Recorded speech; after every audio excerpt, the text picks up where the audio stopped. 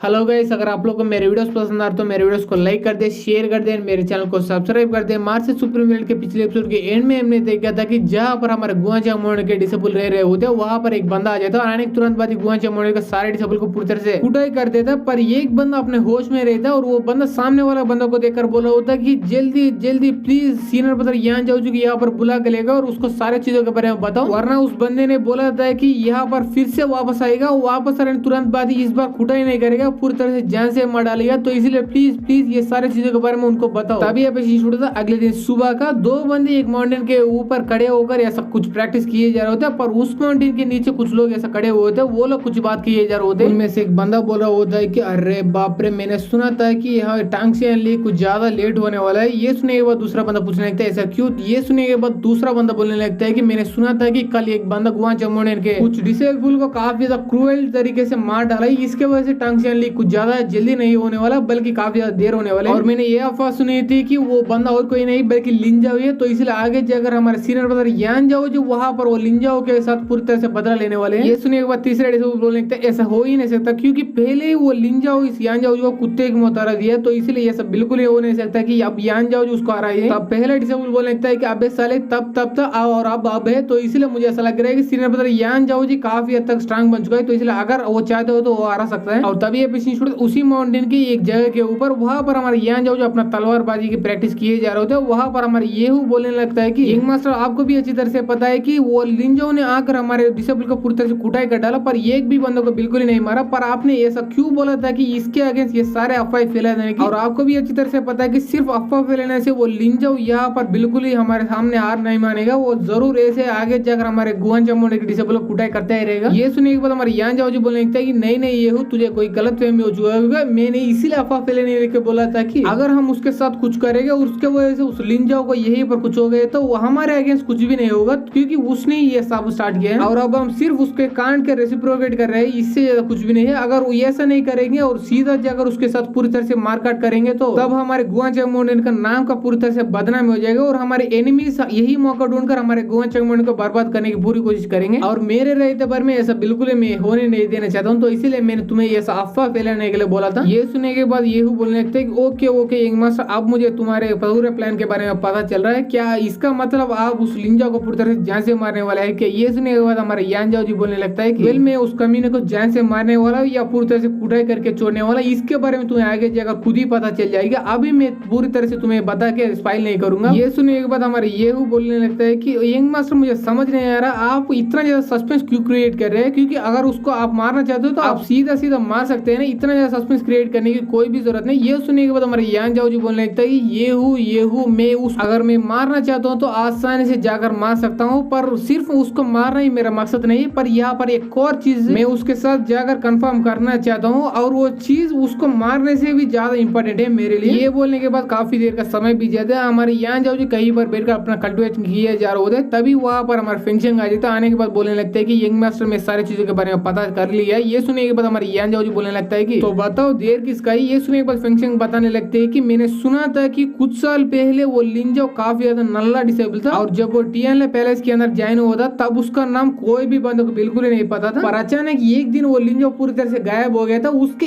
एक महीने के बाद वो फिर से टीएनएल पैलेस के यहाँ पर लौट गया, पर वो अकेला नहीं आया बल्कि उसके साथ येयू नाम का लड़की भी थी। और तभी से सिर्फ तभी से उसका कल्टिवेशन का लेवल काफी ज्यादा जल्दी इंप्रूव होने लगा। उतना ही नहीं बल्कि उसके पास काफी सारे नए टेक्निक्स भी आने लगा। और उसका दोस्त ये बोल रहे थे कि वो उस येयू नाम का लड़की के साथ पूरी तरह से ड्यूअल कल्टिवेट करके करके इतना ज्यादा स्ट्रांग बन गए। और कुछ लोग ये भी बोल रहे थे कि वहां पर वो सारे टेक्निक को सिर्फ और सिर्फ उस येयू नाम का लड़की ने उसको सिखाया है। पर जब मैंने उस लड़की के बारे में इन लोगों से पूछा तब उन्होंने मुझे ये जवाब दिया था कि उस लड़की के बारे में किसी को कुछ भी नहीं पता। और रियलिटी की बात करूँ तो वो लड़की कहाँ से आई है, क्यों आ गए, उसका मदद क्यों करना चाहती, इसके बारे में उसको भी नहीं पता, यानी उस लिंजाओ को भी असल में नहीं पता। ये सुनने के बाद हमारे यान जाओ जी बोलने लगते ओके ओके, तो वो लड़की मैंने जितना मिस्टीरियस समझा उससे भी काफी ज्यादा मिस्टीरियस निकल गई। तो इसलिए मुझे यहाँ पर ऐसा लगता है कि उसी लड़की ने उस लिंजाओ को वो कमाल का बीआईसीटी के एंसेस्टर वाली टेक्निक को सिखाया गया होगा। अगर ऐसी बात तो मुझे ऐसा लगता है कि मैंने यहाँ पर जैकपॉट को पूरी तरह हिट किया है, क्योंकि उसी लड़की को पकड़ने में और उसी लड़की से बात करवाने से मुझे ऐसा लगता है कि मेरा सभी क्वेश्चन का आंसर मिल जाएंगे मुझे, क्योंकि कोई भी इतना ज्यादा स्ट्रांग लड़की जैसे नल्ले बंदे की मदद बिल्कुल ही नहीं करेगा स्ट्रांग बनने में जब तक इसमें उस लड़की का फायदा नहीं होगा। अब मुझे ऐसा फाइनली लग रहा है कि इतना साल के बाद मैं फाइनली ये सारे कांड के पीछे के मास्टर में इनके काफी करीब आ चुका हूँ उस लड़की के थ्रू। इसके बाद हमारे यान जाओ जी फेंगशंग से पूछने लगता है कि फेंगशंग तुम्हें उस लड़की के बारे में कुछ भी पता चला है, आगे जाकर तुरंत ही मेरे पास आकर बताना उस लड़की के बारे में। और ये सुनने के बाद हमारा फेंगशंग ठीक है बोले थे। इसके बाद वहां से चले जाता है और वो वहां से चले जाने के बाद हमारे यान जाओ जो अपने मनी में सोचने लगता है कि जब से मैं यहाँ पर इस दुनिया के अंदर पैदा हुआ हूँ तब से मुझे काफी सारे मिस्ट्रीज का सामना करना पड़ा। और उसमें पहले वाले मिस्ट्री है कि लांगयोन टाउन के अंदर इतना बड़ा सर्किल कैसे आता है और वहां पर इतना ज्यादा डेड सोर्स कैसे होते हैं, और उतना ही नहीं बल्कि यीजिंग के अंदर की वो कमाल का और स्ट्रांग आत्मा कहाँ से आ गई, उसका सोर्स क्या है। मुझे अच्छी तरह से पता है कि ग्रेट डिस्ट्रक्शन से पहले मेरे नॉलेज की वजह से उस आत्मा के बारे में मुझे थोड़ा बहुत पता है, पर उसके सोर्स के बारे में मुझे तब भी नहीं पता था, अब भी नहीं पता। तो इसलिए मुझे ऐसा लग रहा है यहाँ पर कुछ तो गड़बड़ चल रही है। और यहाँ पर मुझे सबसे बड़ी मिस्ट्री ये लगी कि उस यीजिंग के पास एक रिंग थी, उसके अंदर काफी ज्यादा अजीब अजीब सा नॉलेज था। और यहाँ पर ग्रेट डिस्ट्रक्शन से पहले मैं टॉप 5 स्ट्रांगेस्ट और नॉलेजेबल पर्सन में ये कहा था, इतना ज्यादा स्ट्रांग होने के बाद भी मुझे ये सारी चीजों के बारे में बिल्कुल ही नहीं पता था। तो इसीलिए मुझे कितना ज्यादा हो सके उतना ज्यादा सावधानी रहना पड़ेगा, क्योंकि मुझे ऐसा लग रहा है कि मैं अब किससे डील कर रहा हूँ वो मेरे सोच से भी काफी ज्यादा परे है। और ये सब सोचता हमारे यान जाओ जो वहीं पर खड़ा हुआ होता है, तभी वहां पर कोई बंदा आ रहा होता है। इसे देखने के बाद हमारे ये बोलने लगता है कि यंग मास्टर यान जाओ जो वो फाइनली यहाँ पर आ गए। और तब हम देखते हैं वो बंदा और कोई नहीं बल्कि लिन जाओ ही होता है। और वो बंदा वहां पर यही नाम का लड़की को लेके आ रहा होता है। और वो हमारे यान जाओ जी देखने के बाद बोल रहा होता है कि मुझे लगा नहीं था कि एक बार हराने के बाद तू पूरी तरह से मुझे फिर से चैलेंज करने के लिए तैयार हो जाओगे, और मुझे ये भी लगा था कि तुम उसी के अंदर मर गए, तो इसलिए मानना पड़ेगा भाई, तुम्हारा सर्वाइविंग स्किल्स को काफी ज्यादा मानना ही पड़ेगा। और ये सारे बात सुनने के बाद हमारे यान जाओ जो अपना कान में उंगली करके वो बोलने लगता है कि अबे साले मुझे बिल्कुल ही नहीं लगा था कि लिंजो तू इतना ज्यादा नीचे गिर जाएगा कि तू ये लड़की से ये सारे टेक्निक सीख के हमारे सामने आकर शो ऑफ कर रहे हैं। और ये बोलने के बाद हमारे यान जाओ जो अपने मनी मन सोचने लगता है कि मुझे कुछ भी करके यहाँ पर इस लिंजो को गुस्सा दिलाना है। उसके बाद उसका रिएक्शन और उस लड़की का रिएक्शन मुझे देखने हैं। और ये सारे बात सुनने के बाद उस लिंजो को काफी ज्यादा गुस्सा आता है। इसके बाद चिल्ला के बोलने लगता है कि अबे साले यान जाओ तेरी हिम्मत भी ऐसी कोई मेरे सामने आकर ये सारे बेकार बात बोलेंगे, क्या तुम्हें मरना है क्या। ये सुनने के बाद हमारे यान जाओ जी काफी ज्यादा शांत होकर बोलने लगता है कि अबे साले तुझे इतना ज्यादा क्यों गुस्सा आ रहा है, एक सेकंड कहीं मैं यहाँ पर तो सच तो नहीं बोल दिया। और ये बोलने के तुरंत बाद उस लिंजो को अभी गुस्सा आती है। इसके वजह से उस ये को काफी बड़ा थप्पड़ मार देते हैं। तभी हमारे ये एपिसोड ये पर खत्म हो जाती है।